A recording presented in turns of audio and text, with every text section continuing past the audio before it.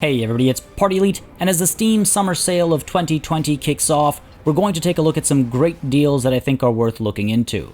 The Steam sales are always an overwhelming time. There are way too many options across way too many subcategories, and it's easy to miss out on the gems because of recommendation algorithms. I've taken a look at some of my own favorite games that are getting a huge discount, and using my own personal complex algorithm called It's Just My Opinion, I've come up with 6 strategy Steam Summer Sale selections. WARSAW is a World War II strategy game with strong Darkest Dungeons vibes that released late last year, taking a very different approach and very different focus to a major historical event that we've seen covered countless times.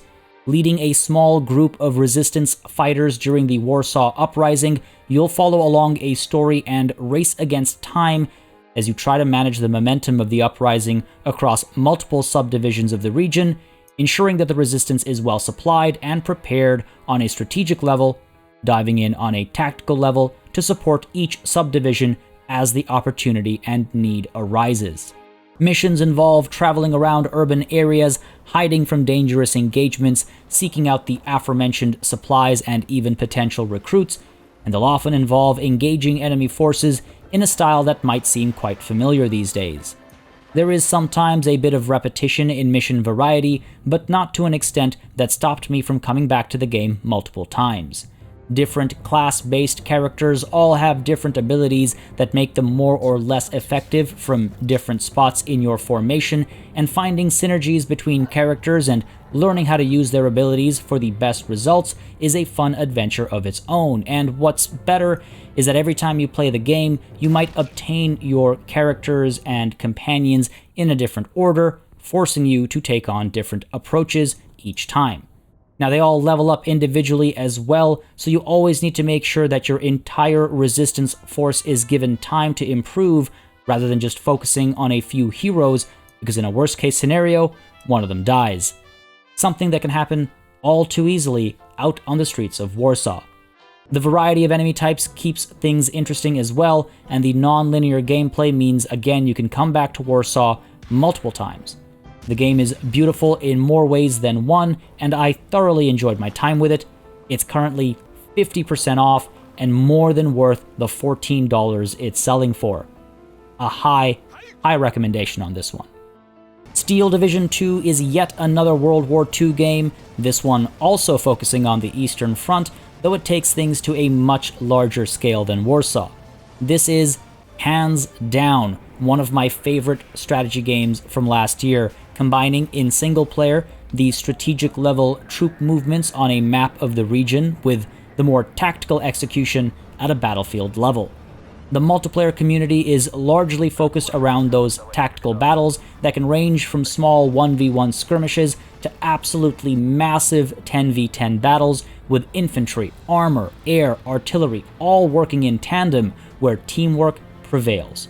From the same developers that brought us the War Game series, Steel Division 2 follows a lot of the same design ethos, where attention to detail and actual tactical thinking is far more important than how quickly you can click, though it does manage to simplify many aspects to be a lot more welcoming to new players.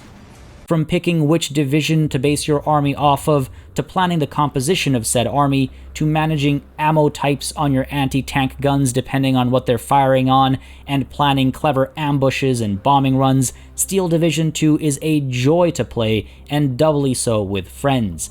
Some of the most fun I had in 2019 as a year as a whole was simply playing those massive 10v10 games with the community where everybody took on a role, commanding their own divisions, and worked together to attain victory.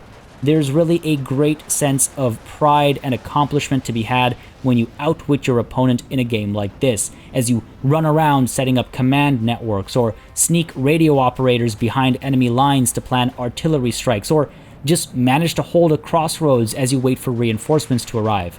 I could really go on about all there is to do in this game for hours on end, and I am shocked to see it at 60% off just a year after release. It is well worth full price in my opinion, so getting it for $20 is a steal. And if you get the whole franchise pack, which is just $42, You'll have access to even more divisions with which to build your units, giving you more units and strategies to apply as a result. Honestly, I cannot speak highly enough of Steel Division 2.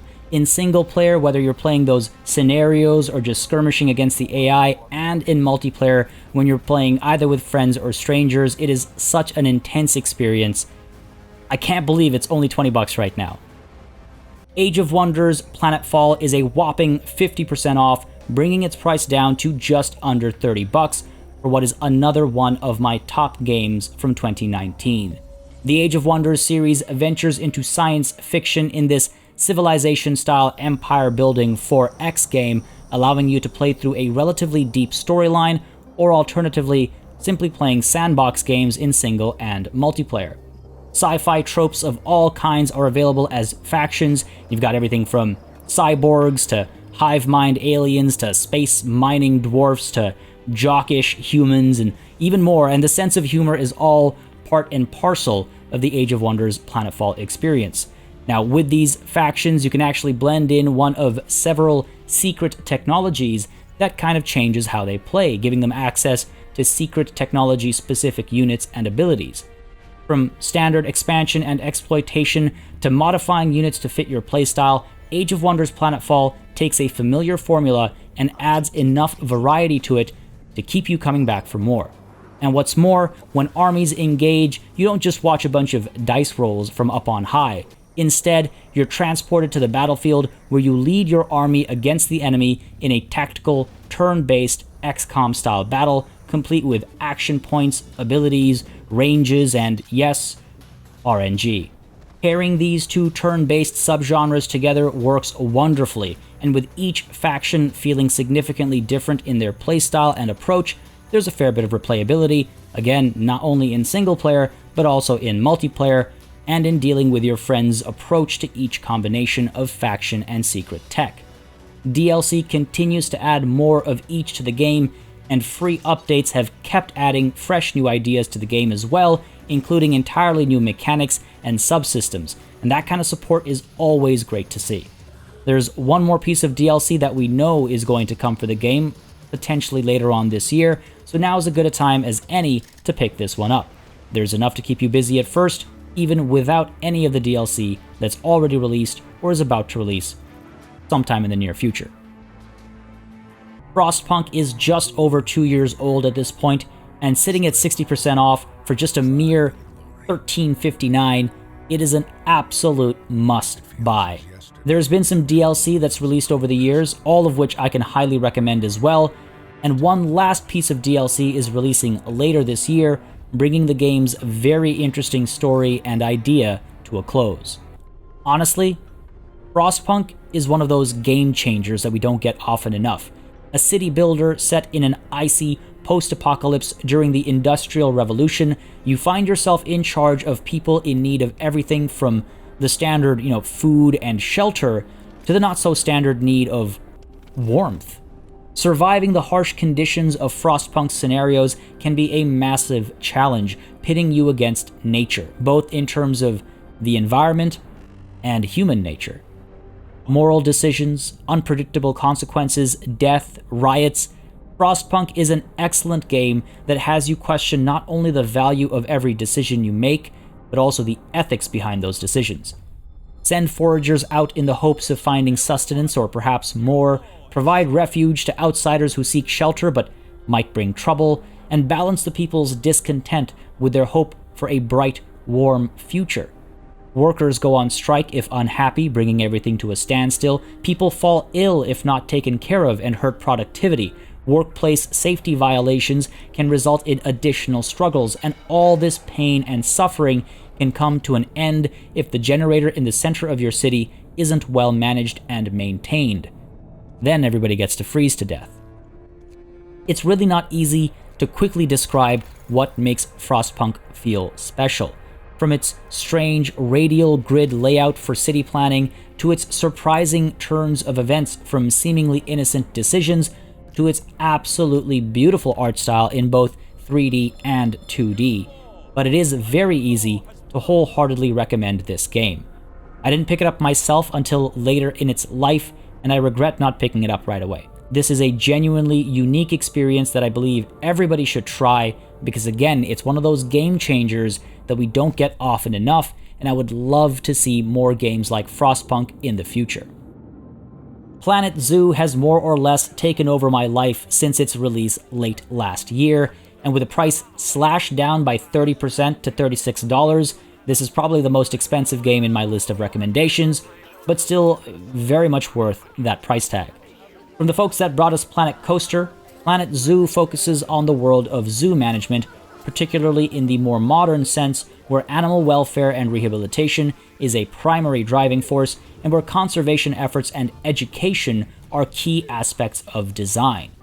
There's a set of story missions and scenarios that come with the base game, with more being added with DLC, but the real meat of the game, in my opinion, are in franchise and sandbox modes. The latter is just a mode where everything is unlocked and money isn't an issue. Definitely a fun experience for some, but franchise mode is my personal preference.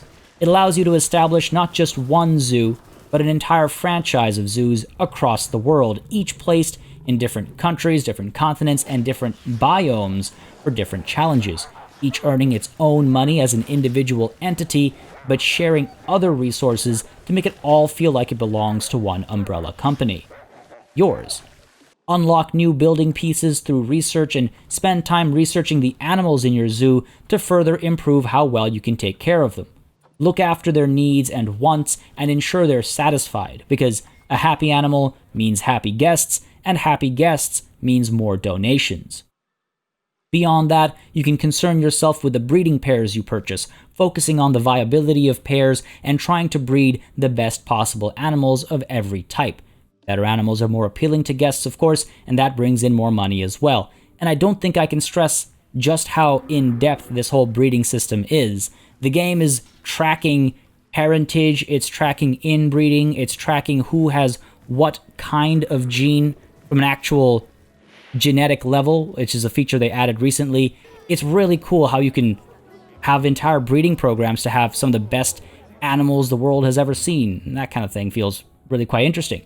And you can keep these animals, like I said earlier, to make money off of donations, or you can trade these high-quality animals out of your zoo with an actual active international marketplace, which means other players, other zookeepers can buy them, and that just helps spread the fruits of your labor far and wide. There's a lot to do in Planet Zoo, and with each animal presenting slightly different challenges and with a wild construction system provided by the game, the sky is more or less the limit on how complex or simple you want your projects to be. Though it might not be a strategy game in the traditional sense, Steam applies the genre to it, and I will happily take any excuse to recommend this game to people. The visuals are wonderful, the level of detail is through the roof, and the fun is nearly endless. Just watch my nearly 100 episode long Let's Play to see what I mean. Total War Warhammer II is rounding off our list this year, just as it did last year. I don't think I can stress enough just how much fun is packed into this one game, and if you haven't picked it up since its release in 2017, now's just as good a time as any, since it still gets support from the developers, with the latest piece of DLC releasing just last month, maybe 2 months ago, and the game sits at 66% off, just $24 for the base game. Combining turn-based empire building on the strategic map with real-time battles, the Total War formula continues to be extremely fun over 20 years after its arrival. There's a ton of variety in visuals and mechanics, with countless hours of fun to be had here and tons of replayability, and all that before you even need to consider picking up the DLC, almost all of which is currently on sale too, unlocking new factions and units to play as and use. Owners of Total War Warhammer 1 will have access to the larger-scale Mortal Empires campaign that adds more factions duking it out on a bigger map, and chances are the upcoming third game in the trilogy will benefit owners of the first 2 games as well. Honestly, whether you're looking to play a game on your own, looking to play a co-op or head-to-head game with a buddy, or looking for an extremely active multiplayer battle scene, Warhammer 2 will have you covered for a long time. I have absolutely zero hesitation in recommending this one, and to those of you wondering, prior knowledge of the universe and its lore is absolutely not needed to get full enjoyment either. The developers have done a very good job of including the story tidbits that you need to know to understand what's going on, but even then, it's just fun learning as you go along. You really don't need to read up on all the books or do a bunch of research. It's great fun. If you haven't picked it up yet, ridiculous! I hope this short list helps you out a little bit in the chaos of the Steam summer sale. There are so many games with great deals that it can get a little, again, overwhelming and confusing. And the next thing you know, you've dropped more money on games you'll never play rather than grabbing some real gems. Now, if you have any suggestions of your own, particularly when it comes to strategy games and sim games and things like that that are pretty typical on this channel, feel free to drop them in the comments down below. These are just my personal picks, and I'm curious to see yours, and hey, maybe I'll come across something that didn't occur to me. As always, a big thanks goes out to all of my channel members and patrons for supporting the channel on a monthly basis, and a big old thanks goes out to each and every one of you for watching. Until next time, cheers.